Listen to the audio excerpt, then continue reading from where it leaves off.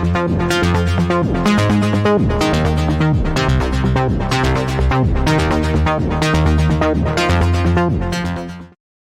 बच्चों, कैसे हैं आप सब। उम्मीद है आप सब एकदम अच्छे होंगे और आप लोगों की पढ़ाई लिखाई एकदम अच्छे तरीके से चल रही होगी। तो एक बार फिर से आप सबका बहुत बहुत स्वागत है मेरे प्रोफेसर ट्यूटोरियल चैनल पे। तो बच्चों, पिछली एक्सरसाइज जो हम लोग कर रहे थे 12.3, उसमें के 2 क्वेश्चन बचे हुए थे। इस वीडियो में आपको वो 2 क्वेश्चन मिलने वाले हैं। तो पिछला वीडियो जो आपको दिया गया था और ये वीडियो में थोड़ा सा अंतर ज्यादा हो गया, इसके लिए हम माफी चाहेंगे और चलते हैं, बिल्कुल देरी नहीं करते। क्वेश्चन नंबर 15 को हम लोग खत्म करने वाले हैं। चलिए देखिए कैसे करते हैं। एबीसी त्रिज्या 14 सेंटीमीटर वाले एक वृत्त का चतुर्थांश है। ध्यान दीजिएगा इस बात को। हमको यहाँ पर वृत्त की त्रिज्या दी हुई है। देखिए वृत्त की त्रिज्या दी हुई है। वृत्त की त्रिज्या हम यहाँ पर लिख लेते हैं, r बराबर 14 सेंटीमीटर वाले वृत्त का एक चतुर्थांश है। इसका मतलब ये 90 हो गया हमको। तो सिंपल सी बात है, एक चतुर्थांश है आपके पास, ओके, और एक आपके पास ये समकोण त्रिभुज है। तो हमें पहले तो करना क्या है, एक समकोण त्रिभुज का क्षेत्रफल निकालना होगा और एक चतुर्थांश का क्षेत्रफल निकालना होगा। इतना काम कर लेंगे। तो देखिए ध्यान से, अगर ये 14 है तो ये भी 14 है। तो इस तरह से हम यहाँ पर क्या करेंगे, एक समकोण त्रिभुज का क्षेत्रफल ज्ञात करेंगे। तो सबसे पहले यहाँ पर लिखेंगे समकोण त्रिभुज, समकोण त्रिभुज ए बी सी का क्षेत्रफल। आपको पता होगा 1/2 आधार गुणे ऊंचाई, बेस इंटू हाइट हमने लिख दिया है। तो 1/2 ऐसे लिखेंगे। बेस का मतलब 14, हाइट का मतलब भी 14। ये कैंसिल हो गया 98। तो ये तो रहा आपका त्रिभुज का क्षेत्र। आंसर इसका इतना ही आएगा, बट अभी हमको और भी काम करना है। अब आपको क्या करना है, यहाँ पर एक चतुर्थांश का क्षेत्रफल ज्ञात करना है। चतुर्थांश का क्षेत्रफल, चतुर्थांश का क्षेत्रफल 1/4 पाई आर स्क्वायर। 1/4 ये रहा, पाई की वैल्यू बच्चों 22/7 हो जाएगी। आर आपके पास ये 14 रहेगी, तो ये रहा आपका 14 गुणे 14। इस तरह से देखिए 7 दूनी 14, 2 दूनी 4 और ये 2 सत्ती 22 सत्ती 154 होता है। ये गुणा आपको अब तक तो याद हो गया। ये 2 क्षेत्रफल हमारे पास आ। अभी आपको क्या करना है, ये छायांकित याद करना है ना। तो इस छायांकित के लिए हम क्या करेंगे, एक वृत्तखंड का क्षेत्रफल भी ज्ञात करेंगे। ध्यान से देखिएगा, ये आपका जो है ये व्यास रहेगा, ये पूरा व्यास रहेगा ना। तो इस व्यास को ज्ञात करने के बाद ही हम इस वृत्तखंड का क्षेत्रफल ज्ञात कर सकते हैं, अर्धवृत्त का क्षेत्रफल ज्ञात कर सकते हैं। तो अब अर्धवृत्त के लिए हमको चाहिए त्रिज्या, अब त्रिज्या के लिए हमको चाहिए भुजा। तो हमको फिर पाइथागोरस की प्रमेय लगाना है। तो हम थोड़ी सी जगह इधर की भी लेने वाले हैं। तो अब हम यहाँ पर क्या करने वाले हैं कि त्रिभुज ए बी सी में पाइथागोरस की प्रमेय से, पाइथागोरस की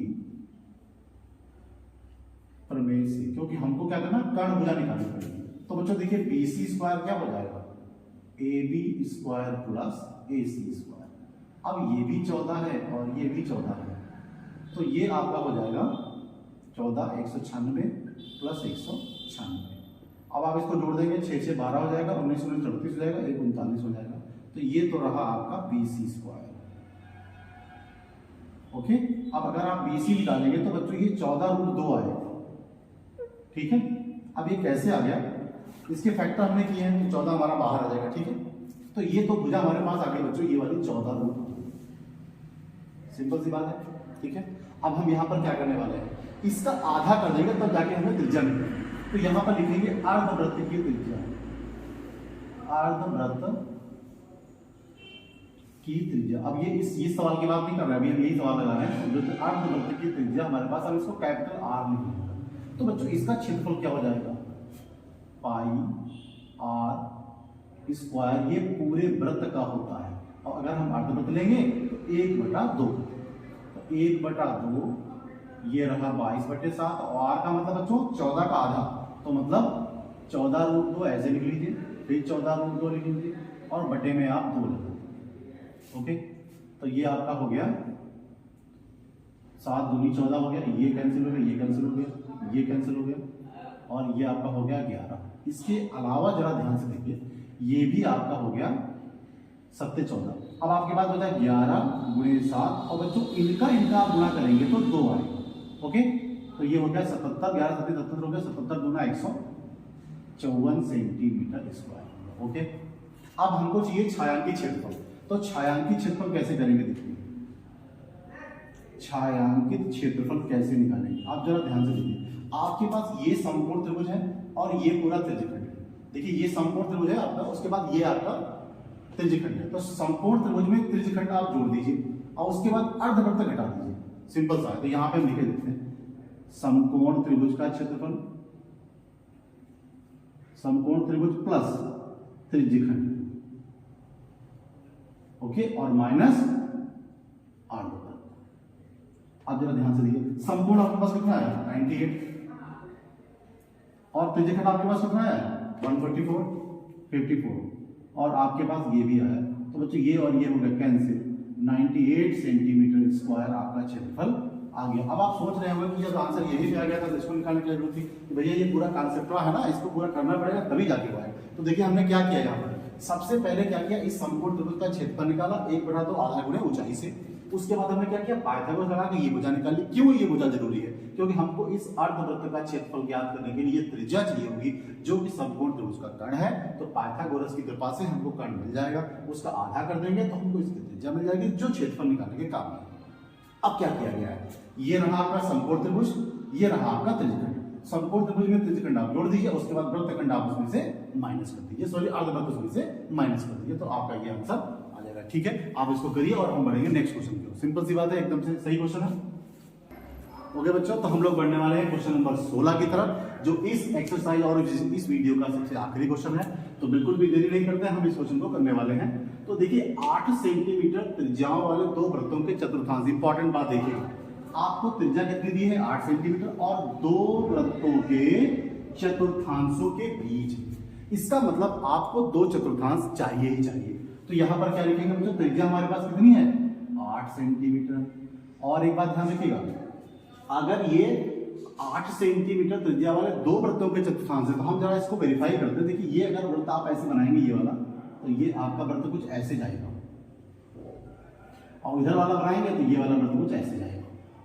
आप जरा ध्यान से देखिए, तो कहीं ना कहीं आपकी ये त्रिज्या भी तो बन रही है, ये आपकी त्रिज्या भी बन रही है ना, इनको केंद्र मान के बनाया गया है, तो ये आपकी त्रिज्या भी बन रही है। तो त्रिज्या हमारे पास कितनी हो गई 8 सेंटीमीटर। तो हम यहाँ पर क्या करते हैं, दो चतुर्थांशों के क्षेत्रफल निकालते हैं।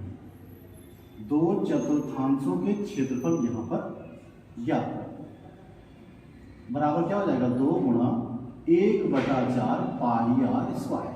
ये कैंसिल हो गया आपका, तो सिंपल सी बात है 1/2 पाई आर स्क्वायर आ गया। अब 1/2 ऐसे रहा, पाई का वैल्यू बच्चों 22/7, आर का वैल्यू 8 गुणे 8। अब देखिए ये दो चक्कू हो गया, 22 गुणे 32/7 सेंटीमीटर स्क्वायर। अभी हम इसको ऐसे ही छोड़ देते हैं। अब यहाँ पर क्या करने वाले हैं, अब हमें क्या करना है बच्चों, एक वृत्त का वर्ग का क्षेत्रफल भी हमें ज्ञात करना है। कैसे ज्ञात करेंगे, देखिए जरा, वर्ग का क्षेत्रफल क्या होता है बच्चों, आपको बहुत अच्छी तरह से पता होगा कि ये होता है भुजा स्क्वायर। तो आपकी भुजा कितनी है बच्चों 8, तो इसका स्क्वायर कर देंगे कितना हो जाएगा 64 सेंटीमीटर स्क्वायर। अब आपको निकालना है छायांकित। तो छायांकित क्या करेंगे, पूरे वर्ग में से दो आपने जो चतुर्थांश निकालने हैं उनको माइनस कर दीजिए। तो यहां पर लिखेंगे छायांकित क्षेत्रफल, छायांकित क्षेत्रफल बराबर क्या लिखेंगे, दो चतुर्थांशों का क्षेत्रफल माइनस वर्ग का क्षेत्रफल। ओके, अब चतुर्थांश का क्षेत्रफल देखिए क्या किया आपने, 22 गुणा 32/7 माइनस का हो गया 64। अब आप क्या करेंगे, देखिए 22 गुणा 32 ये रहा आपका बटे 7 ऐसे रहा। देखिए यहाँ पर यार एलसीएम ले लेते तो ज्यादा बेटर रहता है, एलसीएम ले लेंगे तो ये 7 हो जाएगा, यहाँ पे हो जाएगा माइनस 7 चौक 28 और 7 छंग 42 2 44। अब जरा हमें गुणा करनी पड़ेगी, 22 गुना 44 का 4 यहाँ से 4 आएगा, 22 यहाँ 66 और 4 कितना होता है 70, 448/7। अब हम थोड़ा इसको घटा भी देते हैं, 14 में से 8 जाएगा 6 बचेगा, यहाँ बचेगा 10 में से यहाँ बचेगा आपका 9 में से 4 जाएगा 5 बचेगा, और यहाँ रहेगा 5 में से 4 जाएगा 1 बचेगा। इसको ऐसे आप डिवाइड कर लीजिए, ये रहा आपका आंसर।